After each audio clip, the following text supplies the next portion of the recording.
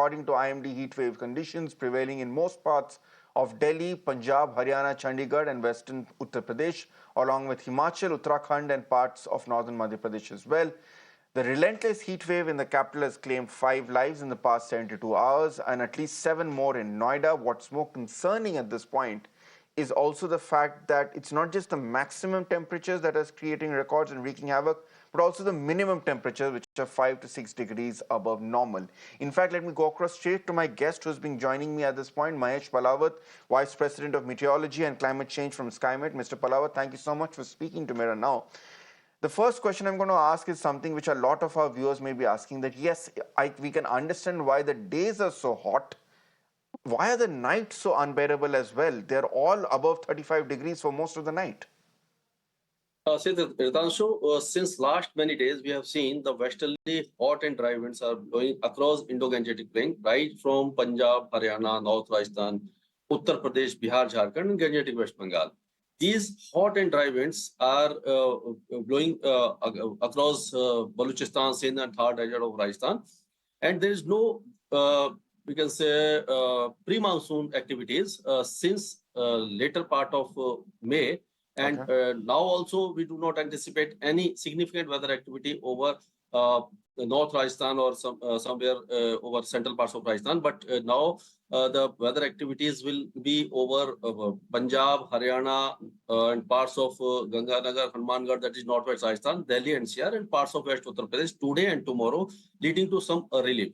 If we say why temperatures are very high in during night also, because usually it happens that when wind calm down and temperature clear, sky is clear due to long wave radiation, outgoing long wave radiation, nights cools down.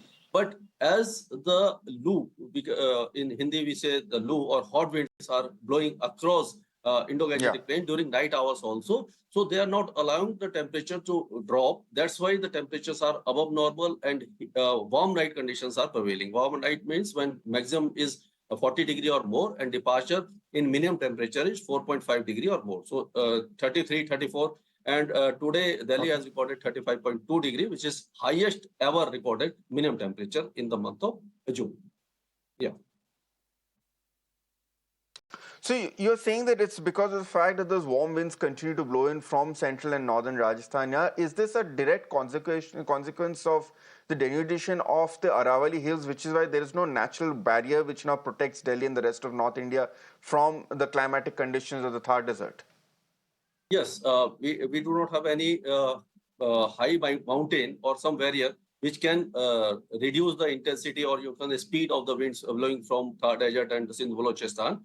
But relief usually happens whenever there is intense heat wave for 4 to 5 days. Usually pre-monsoon activities triggers which cool down the temperature. This is the natural phenomena that the natural you can say phenomena which is controlling the temperature during pre-monsoon season. After 3-4 days heat wave, then there will be a thunderstorm, dust storm activities will be bring down the temperature. But we have not seen any such weather activity in the month of second half of May and until now in the month of June.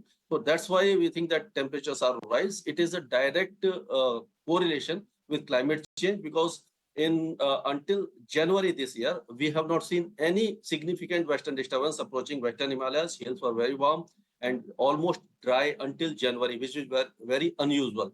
And in the month of February, March, and April, we have seen intense western disturbance approaching western Himalayas with a delay of 2 months. So this can be attributed to climate change and global warming. So you're saying that that's one of the key impacts of climate change, that generally the pre-monsoon showers that, for instance, people in Delhi see in May and early June before the proper monsoon hits, there's been a complete absence. That I'm sure many of your viewers can completely understand and agree with what you're saying, Mr. Palawat.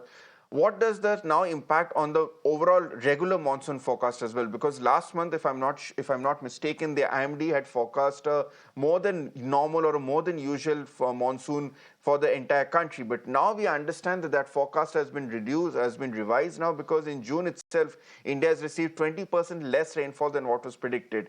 Is this a trend that we are likely to see as well, that when the rains do arrive, the intensity will be vastly reduced as well?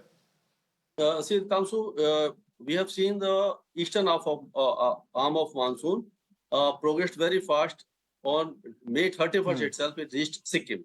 And now the western arm is stuck over Yes. Navsari, that is South Gujarat, and monsoon is not moving. But now conditions are becoming favorable. In next 24 to 48 hours, we think that monsoon will start moving eastward over Bihar, Jharkhand, Gangetic West Bengal, Chhattisgarh, and western parts of Madhya Pradesh. And in next 3 to 4 days, the monsoon will also start progressing by 24th of June over Gujarat and Southeast Rajasthan. So the delay of monsoon, which was happening until now, it will be over, and now the base of monsoon will be very significant. And by 26th or 27th of June, most part of the country, barring some parts of western Punjab, West Haryana, and Kutch region of Gujarat, as well as western parts of Rajasthan, monsoon will cover most parts of the country. Yeah.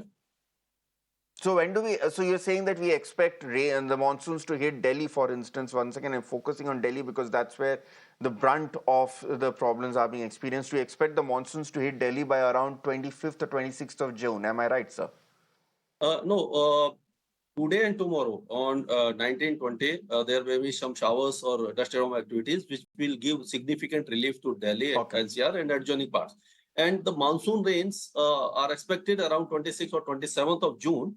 But these rains, rain will start. Yeah. But we cannot say whether it will be monsoon rain because IMED is the nodal agency which declares the monsoon by seeing various parameters. But we can say the heat wave conditions will await from 26 onward, and monsoon rain, or you can say rain activities, will intensify over entire northwest India, including Delhi and NCR.